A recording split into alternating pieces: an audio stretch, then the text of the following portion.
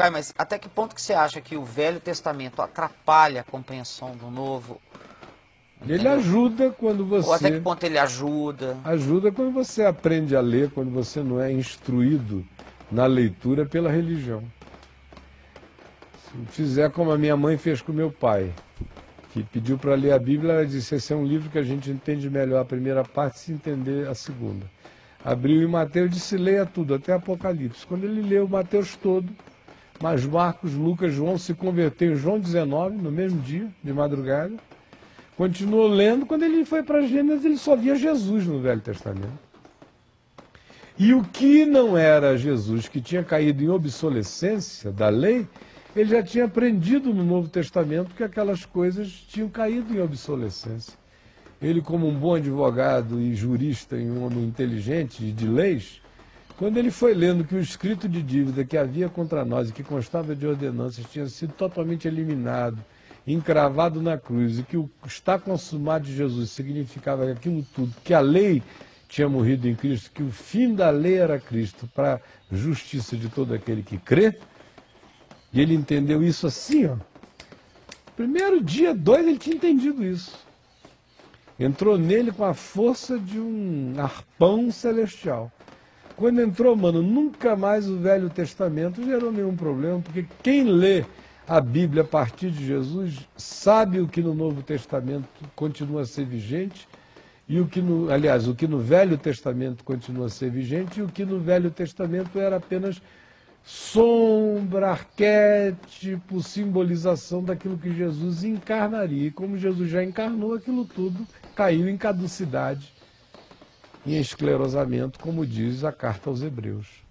E por que você acha que os caras que fizeram, então, não selecionaram e Problema. tiraram esse esclerosamento? Não, o aspas? problema é que o cristianismo nunca leu a Bíblia tendo Jesus como chave hermenêutica.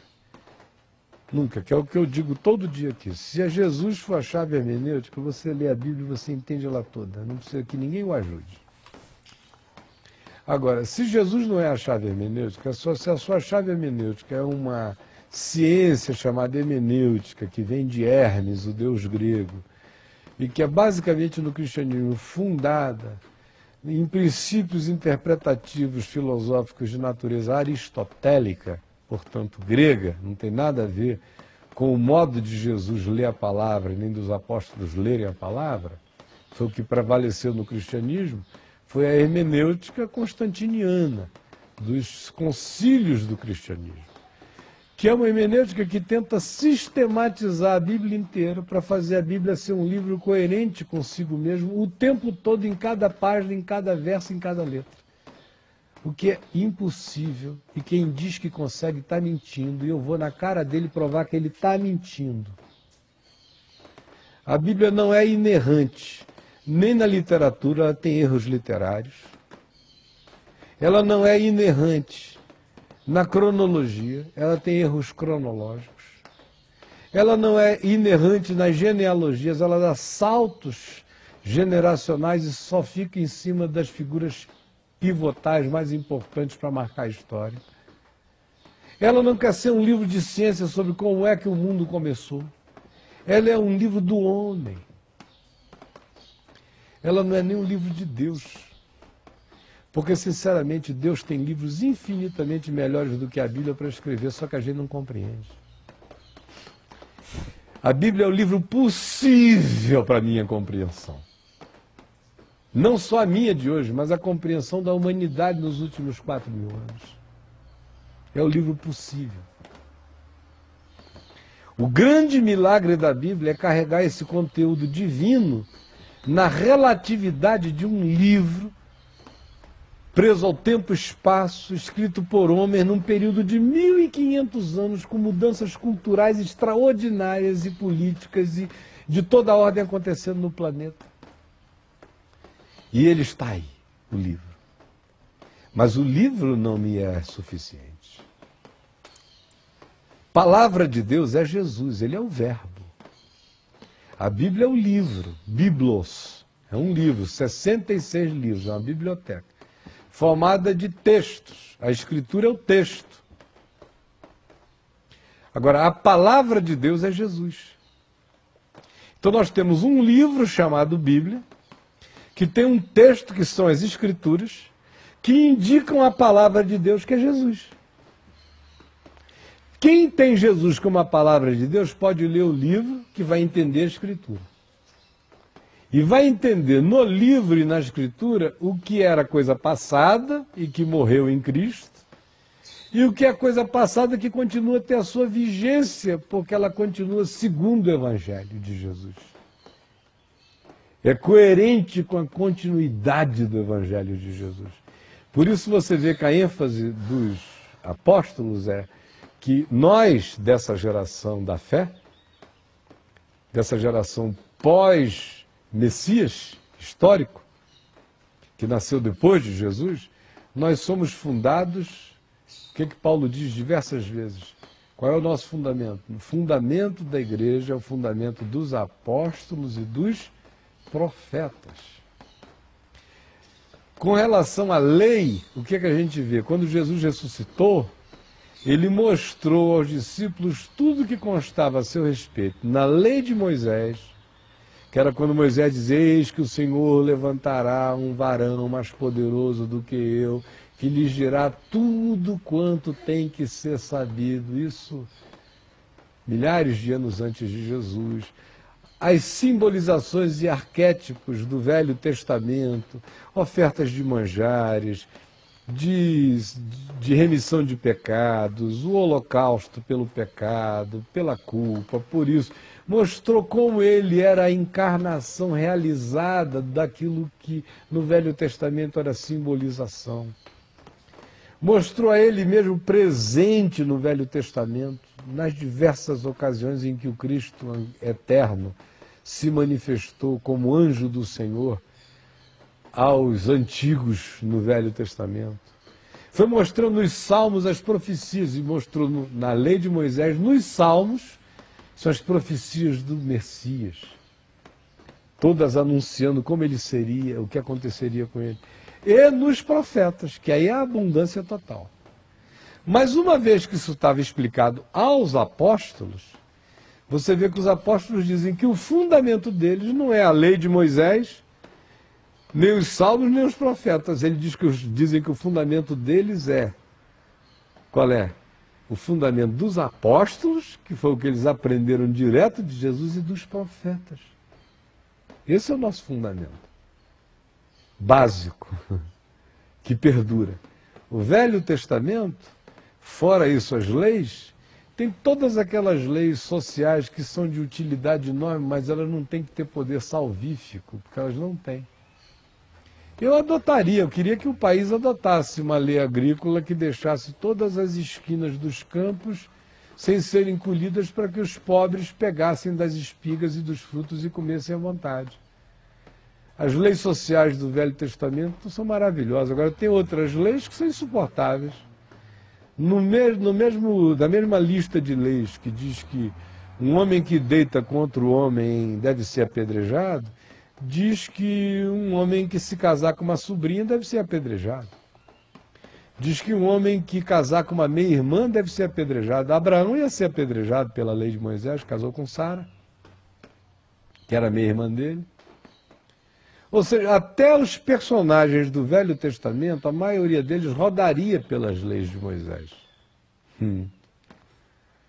Rodariam por elas, pois o que elas eram inobserváveis, especialmente na categoria subjetiva. Por isso todos pecaram e todos igualmente carecem da glória de Deus. A lei veio para avultar a culpa e para deixar todo mundo com certeza de que todos pecaram e todos igualmente carecem da cruz e da glória de Deus.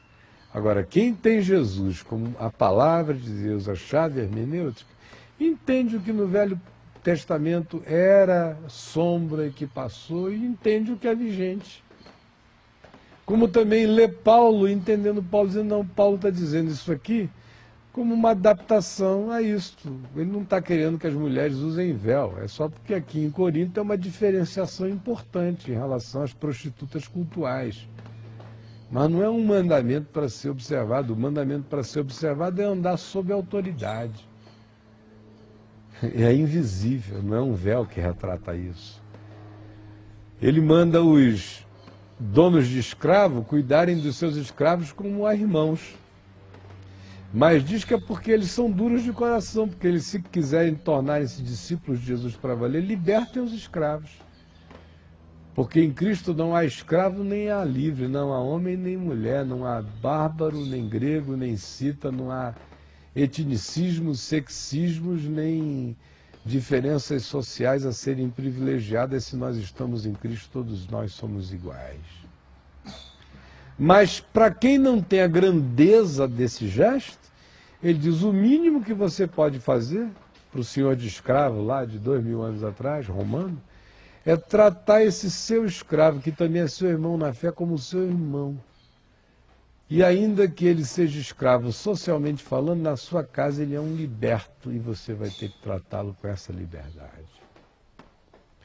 Então, quando você entende que Jesus é a chave hermenêutica, entende que do Velho Testamento tem coisas que ficarão para sempre, tem coisas que eram apenas predições do que Jesus já cumpriu e encarnou. E entende que nas próprias cartas dos apóstolos tem pequenas coisas que são adaptações à conjuntura, mas o princípio que está sobre elas é maior do que a adaptação, e o princípio, sim, prevalece em qualquer norma cultural. Quem entende isso, meu irmão, vive com uma simplicidade o evangelho que não encontra complicação. O pessoal não quer dar desconto para a Bíblia, né, cara? Eles não querem, eles querem é ter Jesus inteiro e a Bíblia toda inteira. Só que se a Bíblia toda ficar inteira, Jesus fica mutilado, porque Jesus veio ao mundo para matar um monte de coisas que estão escritas na Bíblia contra nós. É o que Paulo diz em Colossenses, o povo não quer entender. Porque parece que estão pecando contra as páginas. Em vez de ficarem alegres de que aquele perrengue todo foi tirado e removido inteiramente, pregado na cruz, esvaziou o poder do diabo que vivia daquele poder acusatório contra nós. Secou o poço do inferno, mas os caras querem continuar debaixo da mesma culpa neurótica, querendo Jesus mais a lei toda, mais tudo. Não dá. O Jesus diz: olha, vocês escolhem, ou sou eu, ou fiquem com o livro, sem mim. Porque essa confusão toda evangélica no mundo é simplesmente por causa disso, porque Jesus não é a chave hermenêutica. Eles têm uma ciência hermenêutica com a qual eles tentam interpretar Jesus e interpretar a Bíblia. Então, de fato, Jesus é um servo de Hermes, o deus grego. Servo da ciência hermenêutica grega. Esse é o nível do paganismo interpretativo ao qual 99% dos cristãos se submeteram esses 1.700 anos de cristianismo. E dá documentário para ficar falando disso. E vivem e não entendem. Eu repito. Aqui e ali alguém entende. Quando entende, a luz acende para sempre. Agora, até vencer essa crosta e o cara dizer: eu sei que Jesus é o meu Senhor e só Ele me basta, e quem tem Jesus tem tudo. A Bíblia virou um coadjuvante, cooperador, testemunhante do que Cristo veio fazer, mas o meu negócio é Jesus. Jesus é o Evangelho é Jesus.